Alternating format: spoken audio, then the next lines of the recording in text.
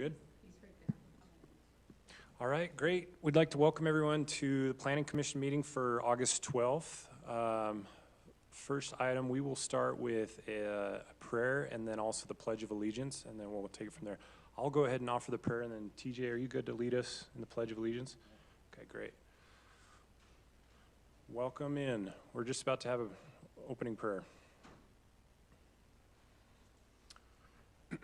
Our Father in heaven, we are grateful for the fortunate circumstances that we find ourselves tonight. We're grateful to be gathered together to discuss the affairs of Mapleton City. We pray that as we meet together that we can have the Spirit to be with us, that we can be mindful and observant of the needs of those around us, and that we can come to a fair and equitable decision tonight. We're grateful for the love that we share for one another, and we pray that we can think collectively for the benefit of the community and those around us, that we can create an environment where we love and support one another, and we have great relationships. We're grateful for how blessed we are and for the fortunate circumstances that we find ourselves, and we pray for our community and our national leaders that they'll be blessed and guided in all that they do. Again, we love you, Lord, and these things we pray for in the name of Jesus Christ. Amen. I pledge allegiance to the flag of the United States of America and to the republic for which it stands, one nation, under God, indivisible, with liberty and justice for all. All right, thank you. Our first item of business, we will go ahead and seat TJ tonight as a voting member and excuse everyone else. So TJ's on the hook for tonight. Item number one on the agenda is a consent item, which is just reviewing and approving the meeting minutes from our last meeting, which was July 8th. Is there anything that we want to pull out and discuss, or could we put that one to bed? Okay. I make a motion to approve the Planning Commission meeting minutes of July 8, 2021. Okay. I second that. All right. We got a motion and a second. All those in favor say aye. Aye. All right. Item passes. Okay. Agenda item number 2 is a public hearing item, which is consideration of a request to rezone approximately 4 acres of property from GC1 to RA2, located at approximately 600 North Highway 89. And Sean, you have this one? Yep. Okay, great. Thank you, Mr. Chair, members of the commission. So this is a 31-acre parcel. Back in January, you reviewed a proposal. You may recall that the western 4 acres abutting Highway 89 is zoned general commercial, and the eastern 27 acres previously was zoned A2. The Planning Commission reviewed the rezone request, and the City Council approved that rezone request for the eastern 27 acres to RA1 with a TDR receiving site overlay. The council approved a maximum of 40 lots. As you recall, the original concept plan showed some potential commercial pad sites in the GC1 area, and that's what's being proposed to be revised at this time. So the applicant is now requesting that that general commercial be rezoned to RA2. They've included a concept plan that includes 9 lots ranging in size from about a 1/3 acre to close to 3/4 of an acre in size. So if you look at the screen behind you, this is the property, the 31 acres. This is the 4 acres that abuts the highway. Oh, my light's going out. There you go. There you go, that abuts the highway. So this is that's the parcel that we're talking about tonight. This is the proposed concept plan. The area to the left, or highlighted in yellow, is the area that's being added as residential. That's the area that previously was showing those commercial pads. The entrance would be off of 89 that would match up with Sunrise Ranch Drive on the other side of Highway 89, and then would run through and connect with 400 North to the east. The general plan designation for the western 4 acres is flex use. You'll probably recall that as we went through the general plan update, we identified the key corridors being the intersections as general commercial, and then kind of the areas between those key commercial areas we identified as flex, which gives the property owner the ability to either propose a commercial use or a residential use. So the The flex use, if you're proposing a residential zone, the general plan indicates that you should not increase density by any more than one step. So from RA1 to the east, they could propose the RA2 to the west, which is what they're proposing. So that is consistent with the general plan designation. The third acre lots along the highway also allow us to have a little more of a transition from third acre to half acre to 1 acre as you move to the east. And so for those reasons, staff is supportive of the requested rezone, and we would recommend that you recommend approval to the city council. Great report. Thank you, Sean. This is a public hearing item, but before we open it up to public comment, do you guys have any questions for Sean on this item? Yeah, I just have a question, Sean. So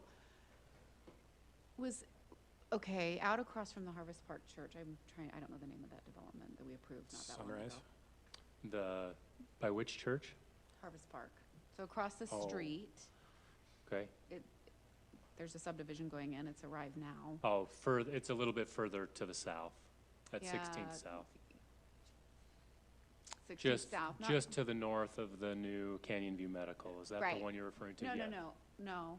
Yeah, that's it. Okay. Does that fall under this flex idea? It does. Because it feels very similar to what we're proposing here. Correct. Okay. It's flex use, and they were approved for the RA2, same zone. So it's very similar because behind them, east of them is 1 acre. Correct. So okay. I remember that approval and I just it looked very similar. Yep. It feels similar. Okay, thanks. I remember when we were going through the general plan update, the flex zone was something new that we talked about. And I think it was, you could go commercial, you could go residential, you could also do mixed use of commercial on bottom, residential on top. Correct. And so there was kind of a litany of different choices that people could use for that zoning designation. So, looks like they're proposing residential. All right, well, if there's no other questions for Sean or staff, this is a public hearing item, and so if there's anything that you, as the public, would like to speak to, then we would open the time up to you guys and let you have that opportunity. Probably have the applicant speak first. Oh, if yeah, they've- sorry. Our Johnstone Development. We'll have you come up first, thank you. Yeah, good evening. Ryan Johnston with Johnston Developments. Grateful for you guys taking a few minutes. Yeah, we've looked at this piece. Obviously, we've been working with staff quite a bit on this in the back. Originally we were looking at some potential other uses, but these lots are fairly large, and with the builder we're working with, having some fairly nice estate type homes here, we just felt like rather than putting, some commercial type things right behind there, it was better to do some third acres. There's some larger ones. I think there's still some good mix there, but that's kind of really why we're proposing what we're proposing on this piece. Okay, great. You guys have any questions for the applicant? I think it's pretty Perfect, thank straightforward. you. Thank you. Appreciate your time.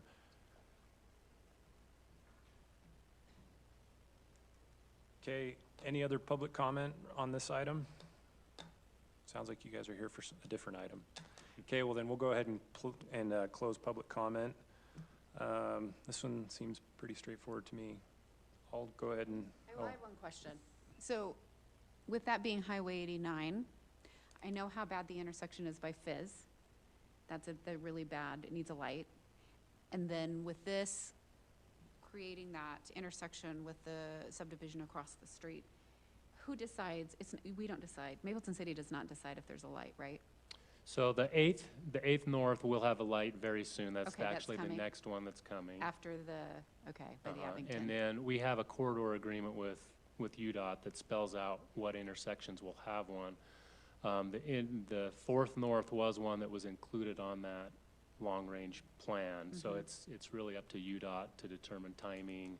Okay, But yes, it's anticipated that at some point there will be one here. another one. Yeah, because this just seems with 500 homes on the other side, Right. not necessarily that this is a lot, but you add the 500, that seems that could be a safety issue.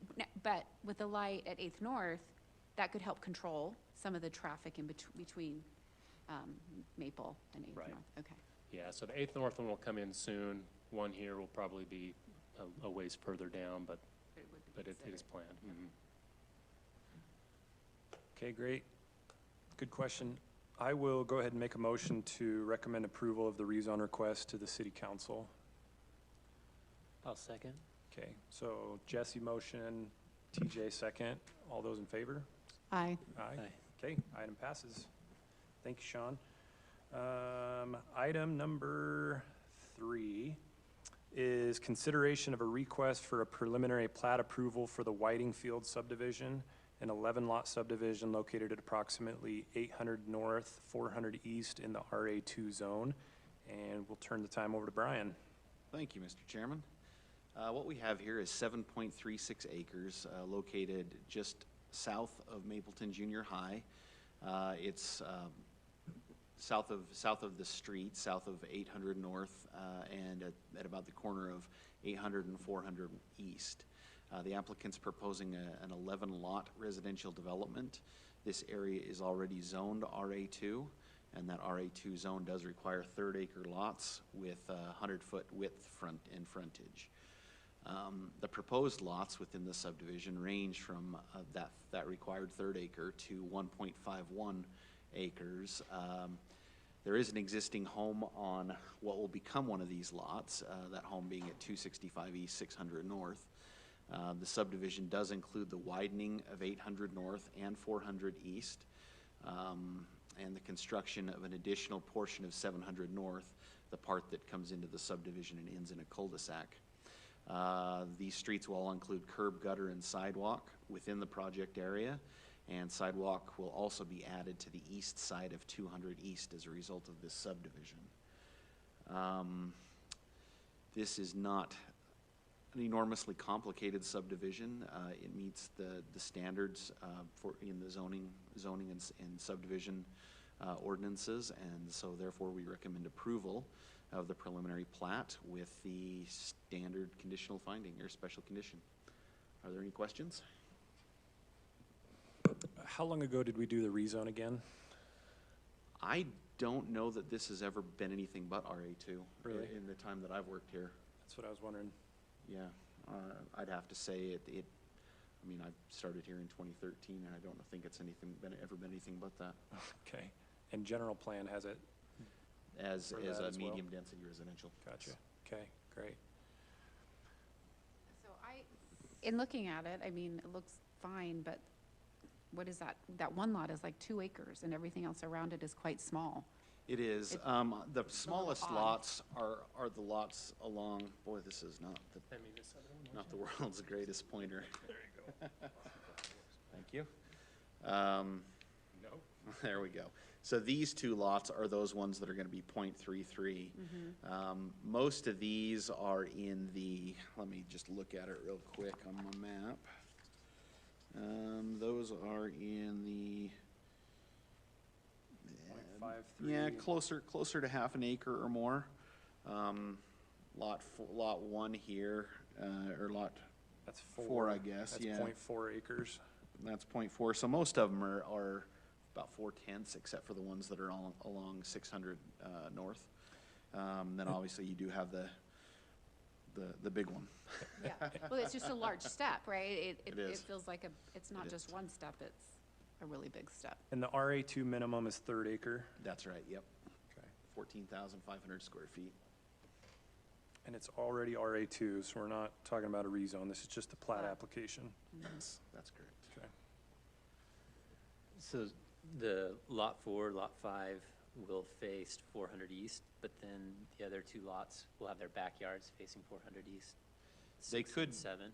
Yeah, those 2 lots could go either way. Oh, I that's assume weird. that they'll end up on the cul-de-sac, that the house is on the cul-de-sac, but they could go either way. What Hmm.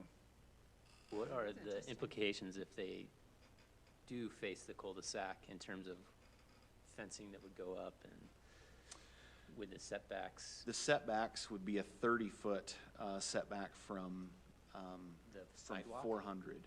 from 400 on the sidewalk? From the property line, which would be at the Back a back curb. of curb in this case. It would be 30 feet from the back of curb, which would be about 19 feet from the back of sidewalk, or 17 feet from the back of sidewalk. Would be the building, would be the back property line.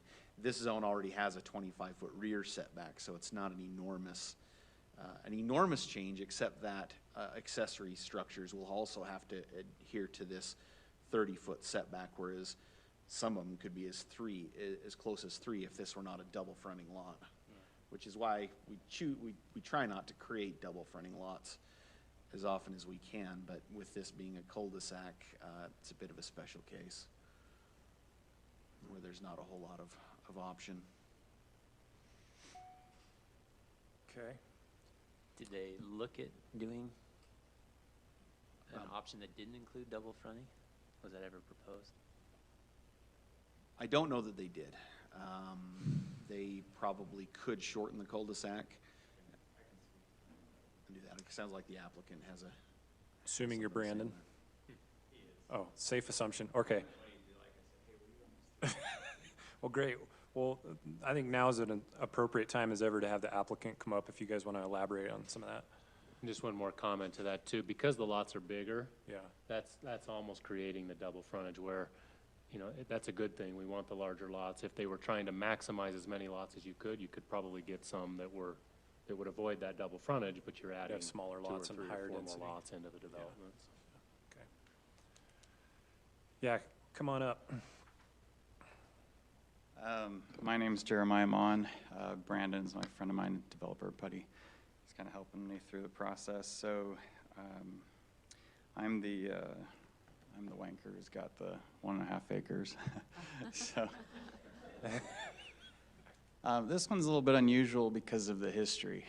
The Whiting family has had this property for 70, 80, 90 years. We had an opportunity to see some of the history of the title of this property, and it was pretty awesome that the family was able to provide that to us. When Laura passed, we had the opportunity to work with the family on this property.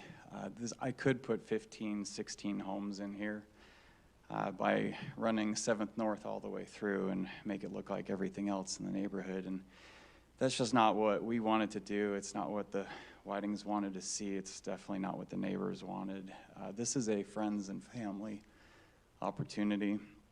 Every person moving in here is either somebody who already lives in the neighborhood or is closely tied to somebody who already lives in the neighborhood. Such as, for example, we've got empty nesters whose grandchildren or children would like to move into the neighborhood. My parents, for example, are going to be over there. I finally talked my dad into giving up a bigger lot, and he'd just share the backyard a little bit with my kids. And so, you know, with the structure of it, quite a few of us, you can tell with the bigger ones, we're into homesteading. That's what we want to do: fruit trees, orchards, gardens. You know, So this is very much a design that was built around the requests of the families who intend to occupy it. It's not being put out to builders or anything like that. It's not being made available on the MLS. This is already established by people who want to specifically be here. And so we've definitely considered a lot of those different ways as we ran different plans to try to do that. But the goal really was to not have any more road than we had to be able to give a family neighborhood look and feel, and to be able to have that, which is why the cul-de-sac option was selected. Specifically, I don't know if you can see, but you know, part of this is a bit of a tribute as well. It says 700 North in bold, but it actually says Laura Lane underneath it. Because Laura is the one who owned that home on the corner, we were able to purchase that as part of this and renovate it and have a really great family who incidentally is the children of another family in the neighborhood currently renting that home. So this is definitely a family situation, and so we've tried to be judicious. We've really appreciated Brian and Sean as far as helping us understand some of those requirements to make sure that we stayed within the obligations of the zone, and we have kind of, you know, that double-sided lot. I mean, that's certainly been a question, but as we were playing with it, we would end up chopping lots, making them small, and it just wouldn't accomplish the goals of the people who are looking to move in, and certainly wouldn't leave some very nice looking resulting lots in the end. So you know, we're definitely trying to be mindful of that. I don't know of anybody's plans necessarily to do anything with those backyards. I mean, there really is 3 of us. You know, we've got the outbuildings that were mentioned that may exist, but that's kind of where, I don't know if that answers your Yeah, question no, in that it's respect. great so. context. Appreciate that. Do we have any other questions for Jeremiah? Jeremiah, thank you so much. That's Yeah, you're welcome. super helpful. Appreciate that. Well, this item is not a public hearing item, and I'm assuming the rest of you are here with Jeremiah.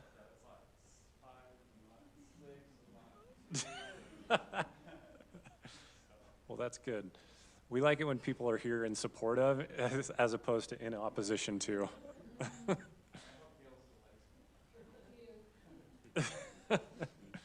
Well, great. Just my take on this is it's already zoned RA2. It's in line with the zoning already. The density is appropriate. So I don't think there's any real heartburn on this one from my end. Motion. I motion to approve the preliminary plat for the Whiting Field subdivision, and I can't read the rest of that on my, Plat A with the attached findings and conditions. Okay, I'll second that. So motion from Christie, second from Jesse. All those in favor, say aye. Aye. Okay, item passes. Thank you so much. Appreciate that. All right. Now we'll see if you're really dedicated. Do you want to stay for item number 4? All right. Item number 4 is consideration of a request for a variance to decrease the side corner yard setback requirement from 30 feet to approximately 10 feet for a lot located at 745 East Maple Street. And Brian's got this one too. Thank you, Mr. Chairman. What we have here is a .61 acre property located in the RA2 zone at 745 East Maple Street. The property owners applied for a building permit for an addition to the residence in September of last year. They got that building permit for the addition. That permit did not include any accessory structures. However, at some point after the building permit was issued, the applicant began construction on an accessory building without a building permit. The RA2 zone does require a 30-foot setback from the property lines abutting the street. The applicant has suggested that they believed that the property line was at the back of the curb, but that isn't the case. It's a little bit indistinct where exactly it is in terms of from the road, but by our measurements from the parcel boundaries overlaid onto an aerial, the existing garage, this one right here, was located at approximately 36 feet from the property line. With this building, it measures 24 feet deep, or 21 feet deep by 24 feet wide, and I've been told either 2 or 3 feet away from that existing garage. With that, they would need they're basically either 9 or 10 feet off of the property line, which obviously is not the 30 feet that is required. The applicant is requesting a variance to that 30-foot setback to allow the building to be built with a building permit as is, and in the location that it currently sits. Now, state law is very cut and dry in terms of variances. The state law requires that the Planning Commission determine that five criteria are met, that each of the 5 criteria are met, or the Planning Commission may not or shall not grant a variance. The first condition is that literal enforcement of the ordinance would not cause an unreasonable hardship that is not financial and is not self-imposed. The Planning Commission would have to determine that there are special circumstances that attach to the property that do not generally apply to other properties in the zone. The variance is essential to the enjoyment of a substantial property right possessed by other property in the same zone. The variance will not substantially affect the general plan or be contrary to the public interest, and the variance is consistent with the spirit of the land use ordinance. Now, in our staff report, we put together a much more detailed version of the findings of fact and then the statements of law. But to make a long story short, in our evaluation, the hardship is self-imposed. The applicants started construction on a building without a permit. Had they asked for a permit, they would have been told that this was in the wrong place, that this couldn't be built there, at least not to the size that they were hoping for. And that fact that they built this is self-imposed.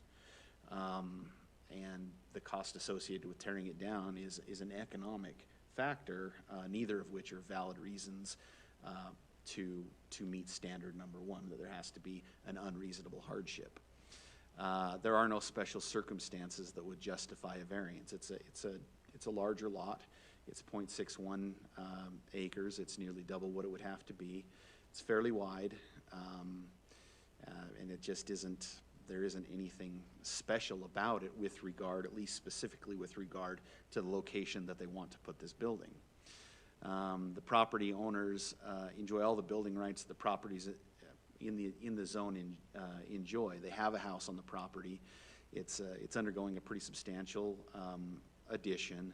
There is room on the property for a building of similar square footage. A variance is not needed in order to have an accessory structure, and a variance is not needed to enjoy the basic property, right, which is, in the case of a residential lot, I can put a house on my lot. They have a house.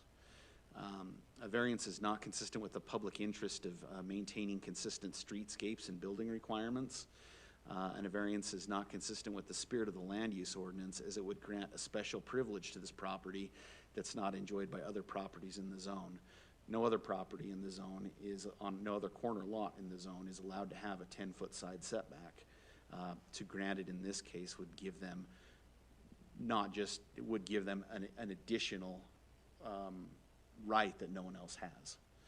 And with that said, our recommendation is to deny the variance request and adopt the findings of fact and statement of law contained in the staff report, and require that the applicant remove or modify the accessory structure to comply with the setbacks within 120 days. And then it just comes with a note that says if they determine that they want to relocate or modify that building, or basically do anything but tear it down, a building permit is going to be required. Are there any questions? I have one. Brian, we kind of went through this, I think was the last meeting? I believe it was, yeah. And it was brought up, have we ever granted a variance for this before? Did you check into that? I didn't check into, I know that we did the one that was The near. Murdoch, Yeah, where the road went in after the structure Yes. was already there? yes. Okay. So in that case, there would have been a special consideration because the road came after that. Right. The property. What was an interior lot became a corner lot Exactly. with different setback requirements. Whereas in this case, it always was a corner lot. Can you share what are some of the reasons behind that setback? Like what's the justification for having, other Well, than it keeps a consistent Yeah. look in the community? There are a few reasons to have a setback. One is a consistent streetscape. On a corner lot, if you look down the street, you expect to see a standard setback of houses, and then when you look down the other street, you expect to see that same or a consistent setback. And on a corner lot, you have that same consistent setback on both streets.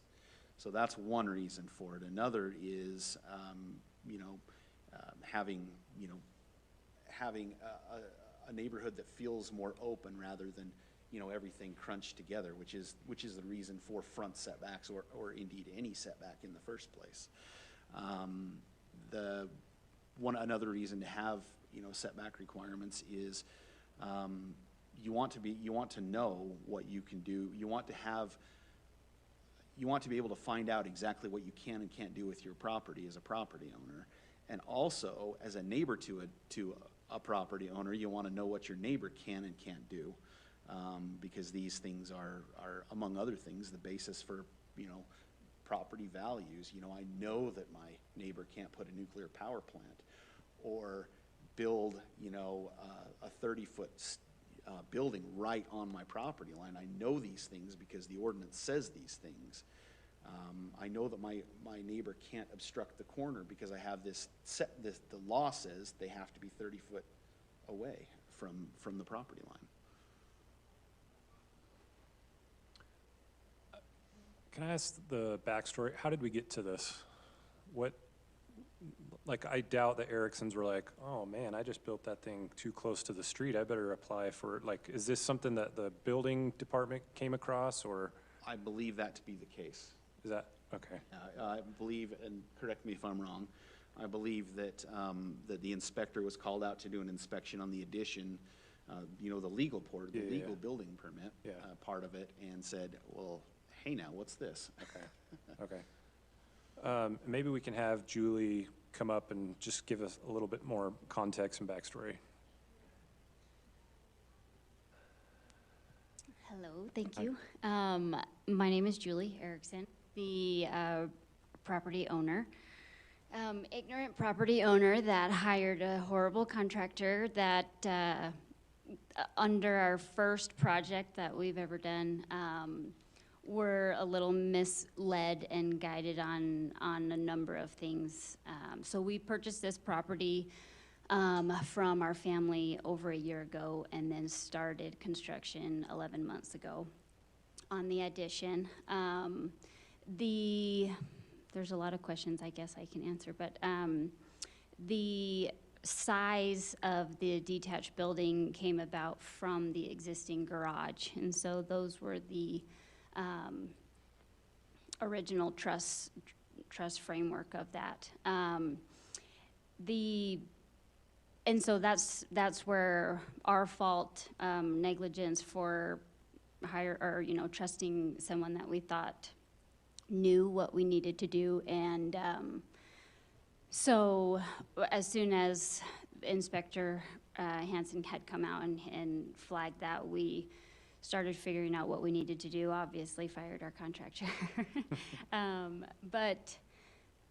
So we picked this location originally, or were led to put this detached building there because it was hidden. Yeah. It is hidden, and that's as far as not putting that on another part of the property. That was kind of the best use of a non-usable side yard. I did find there is stated that a detached garage, if it does not meet 1 through 5 criteria, that it just has to be 10 feet. And so I don't know, and I don't know if the 30 feet is on residential, or if, because it is not a residential, it's a detached accessory building, that if that can be taken into consideration. I know Brian was not, I don't know. Yeah, I'm not sure where that came from, but on a corner lot, you have two front yard setbacks. Yeah. An accessory structure like this can be 10 feet away from a side or rear. In this case, this is not a side or rear. These are both fronts. Oh, you're saying like 10 feet from your neighbor's property line, but not the front of your Correct. property? Yeah. Okay. Do you remember, or by chance, It was where you just saw on that? yeah, just on setback requirements for the detached accessory building. Yeah, And and, and we're both referring to the same code, but this is not a side or rear yard. This is a front. yard. Because it's a corner lot, there's two fronts. Yeah. Yeah. Okay. So, yeah, because it just says from a side or rear. Yeah, and this just isn't. This is not. You consider it your side, but legally it's a front. It's a front. Gotcha, okay. So yeah, that fence was there and the natural trees were there, so that was where we were led to build this. I have heard from neighbors, there's been a mixture, I'm sure you've seen some of the letters that have come in, for, it's too tall, or it block site or things like that. I don't know, and that's where I appreciate TJ's question on what is that setback requirement there for?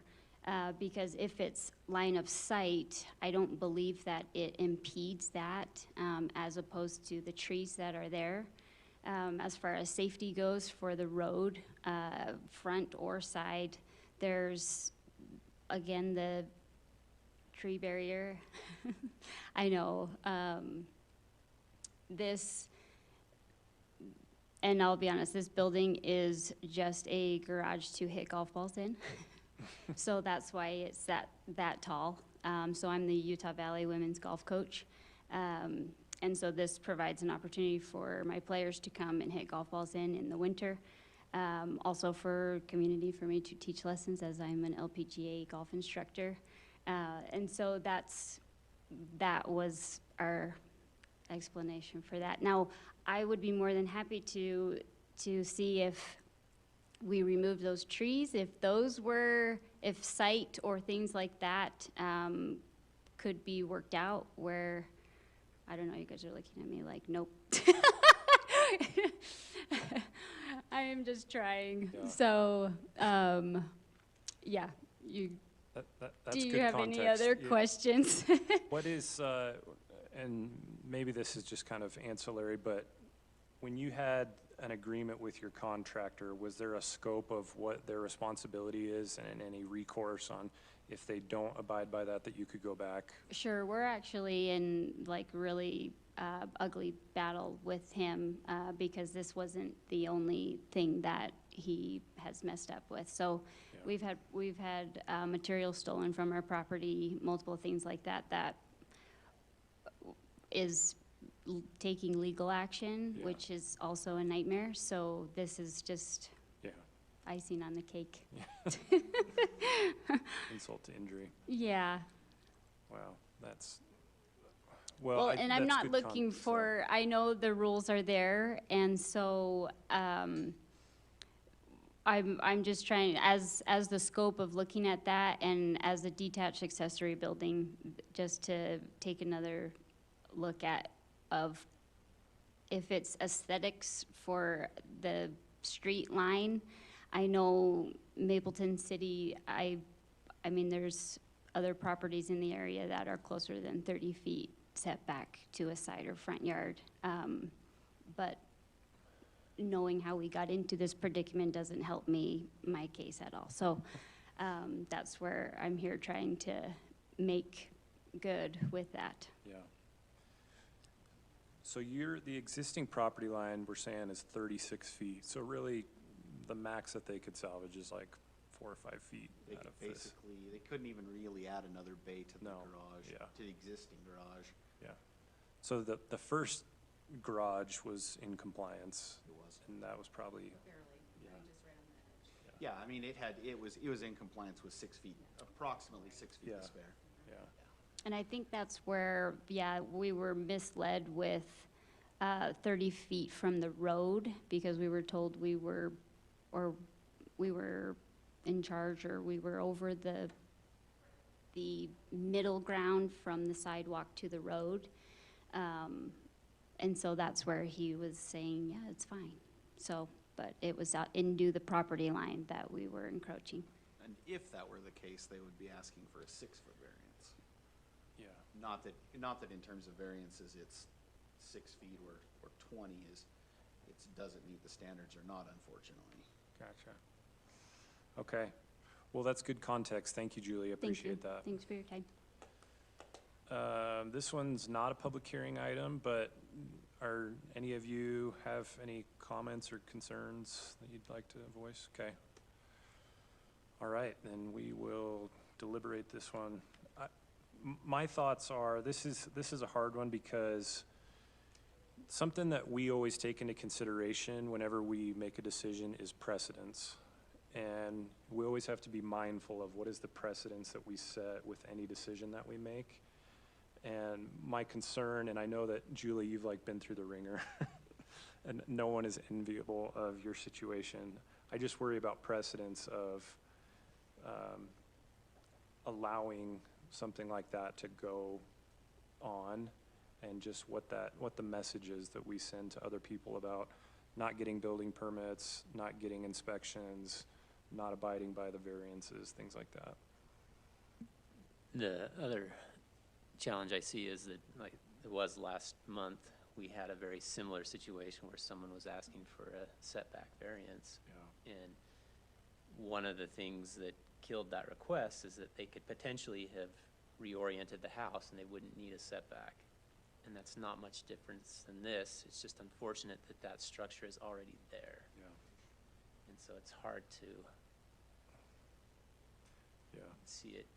If we made a decision to not grant a variance in that situation, I think we really are kind of obligated in this case, even though it's very unfortunate because of the cost associated with that decision. Yeah, that if we changed our mind on this one, then Then- that person can come back and say, well, what's so different about the one that you denied from me last month? Legally, I think we open ourselves up to Yeah.